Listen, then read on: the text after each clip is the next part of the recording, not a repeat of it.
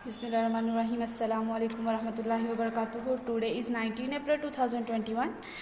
दिन है हमारा पीर, लेसन है हमारा लालची चूंटी। बेटा आपको पता है कि लालच तो करना वैसे ही बुरी बात है। लालच में इंसान अपना भी जो अपनी चीज़ अपने पास होती है इंसान वो भी खो देता है, ठीक है।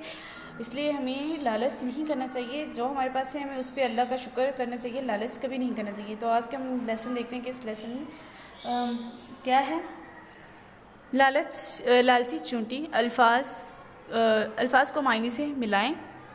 ये हमारे अल्फाज हैं और ये मायने हैं। रसाई, पहुँच, सरपरस्त, मददगार या खबरगिरी करने वाला।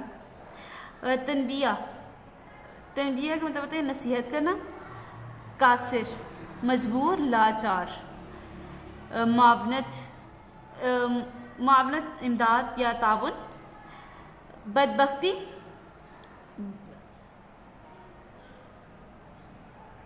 बदकिस्मती, बदनसीबी। सरजनिश, मुलाजमत या धोखा।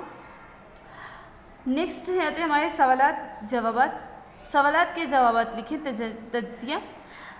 अलिफ, आपके ख्याल में मक्खी ने चींटी को शहद तक रसाई क्यों दी? क्या इसका ये अमल दुरुस्त या गलत? दोनों सूरतों में वजूहात लिखें।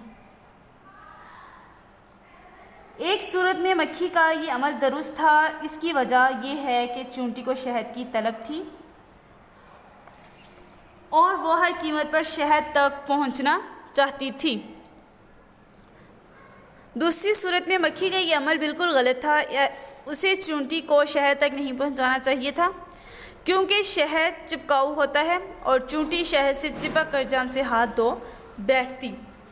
साथी से मुशावरत। कहानी में कौन कौन से सबक पोशीदा हैं अपनी साथी से बात करके लिखें।